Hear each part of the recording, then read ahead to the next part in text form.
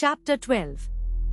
Sai Leela's experience of 1. Kaka Mahajani 2. Dhumal Pleader 3. Mrs. Nimonkar 4. Mule Shastri 5. A doctor.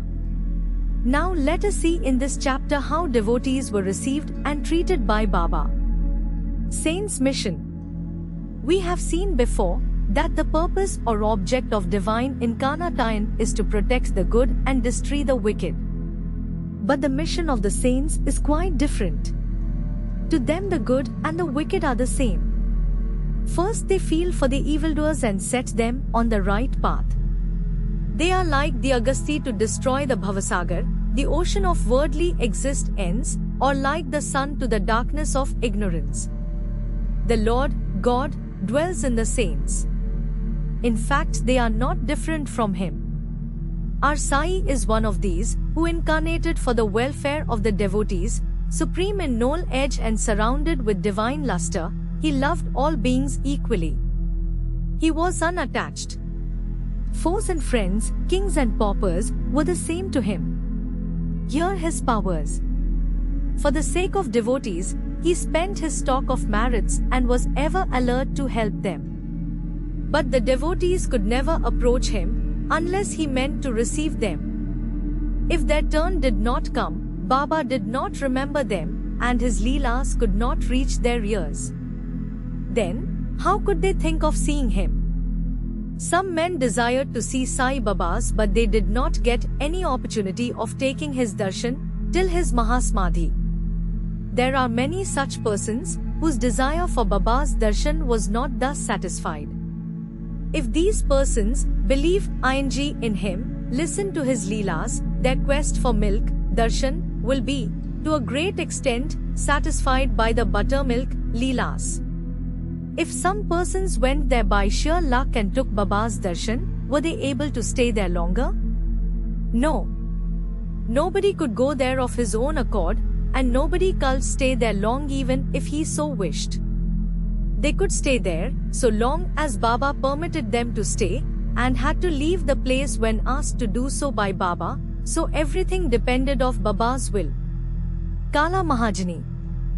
Once, Kaka Mahajani went to Shirdi from Bombay. He wanted to stay there for 1 week and enjoy the Gokulashtami festival. As soon as he took Baba's darshan, Baba asked him, "When are you returning home?" He was rather surprised at this question, but he had to give an answer. He said that he would go home when Baba ordered him to do so. Then Baba said, "Go tomorrow." Baba's word was law and had to be obeyed. Kaka Mahajani, therefore, left Shirdi immediately. When he went to his office in Bombay, he found that his employer was anxiously waiting for him. His Munim, i.e., the manager, suddenly fell ill, hence Kaka's presence was absolutely necessary. He had sent a letter to Kaka at Shirdi, which was redirected to him at Bombay. Bhausaheb Dhumal. Now listen to an opposite story.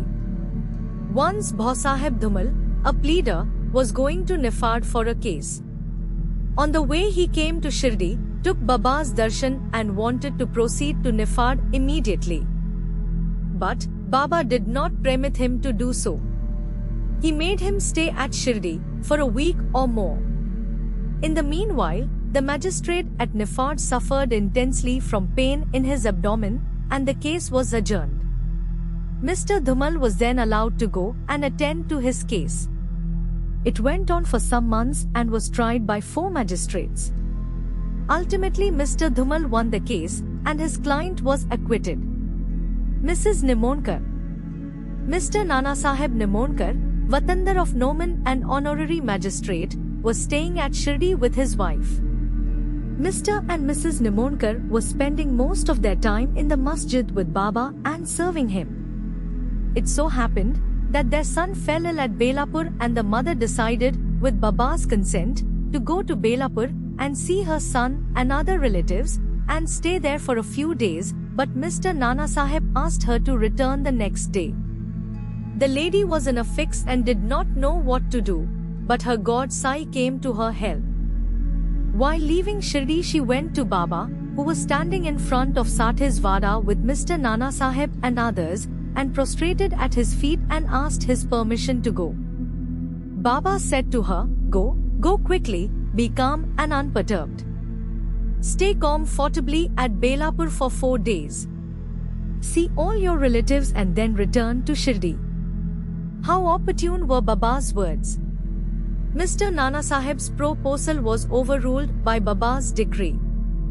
Mule Shastri of Nasik, an orthodox Agnihotri Brahman of Nasik, by name Mule Shastri, who had studied the 6 Shastras and was well versed in astrology and palmistry, once came to Shirdi to see Mr. Bapu Sahib Bhuti, the famous millionaire of Nagpur. After seeing him, he and others went to see Baba in the masjid. Baba bought various fruits and other things from vendors with his own money and distributed them to the persons present in the masjid.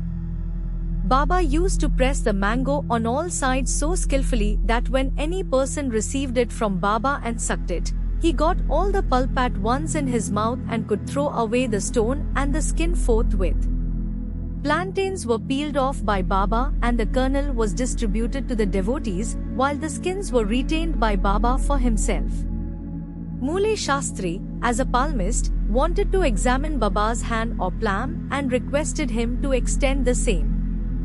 Baba ignored his request and gave 4 plantains to him. Then, they all returned to the Vada and Mule Shastri bade, wore sacred clothes, and started his routine duties, viz. Agnihotra etc. Then Baba as usual started for Lendi and said, take some geru, i.e. a red miry substance, to dye clothes in saffron color. We shall today don saffron colored cloth. None understood what Baba meant. Then after some time when Baba returned, and preparations for the noon Aarti were being made, Bapu Sahib Jag asked Mule Shastri whether he would accompany him for the Aarti. He replied that he would see Baba in the afternoon. Very soon Baba sat on his seat, was worshipped by the devotees and Aarti commenced. Then Baba said, get some dakshina from the new Nasik to get the dakshina, and when he gave Baba's message to Mule Shastri, he was sorely perplexed. He thought in his mind thus, I am a pure Agnihotri Brahman, why should I pay dakshina? Baba may be a great saint. I am not his dependent. But as a great saint like Sai Baba was asking for dakshina through a millionaire like Bhuti, he could not refuse. So leaving his routine unfinished, he forthwith started with Bhuti to the masjid. Thinking himself holy and sacred, and the masjid otherwise, he remained at a distance, and after joining his palms threw flowers at Baba. Then lo! All of a sudden, he saw no Baba on the seat, but saw his late Guru Gholap Swami there. He was wonderstruck. Could this be a dream? No, it was not, as he was wide awake, but though awake, how could his late Guru Gholap be there? He was speechless for some time. He pinched himself and thought again, but could not reconcile the fact of his late Guru Gholap being in the masjid. Ultimately, leaving off all doubt, he went up, fell at his Guru's feet and then getting up stood there with folded hands. Other people sang Baba's Aarti, while Mule Shastri chanted loudly his Guru's name. Then casting off all pride of caste and ideas about sacredness, he fell flat at his Guru's feet and closed his eyes. When he got up and opened his eyes, he saw Baba asking for dakshina. Seeing Baba's blissful form and his inconceivable power, Mule Shastri forgot himself. He was extremely pleased, his eyes were full of tears of joy. He again saluted Baba and gave the dakshina. He said that his doubt was removed and that he saw his own Guru. On seeing this wonderful Leela of Baba, all the people, including Mule Shastri, were much moved, and they realized the meaning of Baba's words. Bring Guru, we shall don saffron-colored garment. Such is the wonderful Leela of Baba. A doctor. Once a Mamlatdar came to Shirdi with a doctor friend of his. The doctor said that his deity was Rama and that he would not bow before a Mohammedan, and so, he was unwilling to go to Shirdi. The Mamlatdar replied that nobody would press him to make a bow, nor would ask him to do so. So he should come and give the pleasure of his company. Accordingly, they came to Shirdi and went to the masjid for Baba's darshan. All were wonderstruck to see the doctor going ahead and saluting Baba.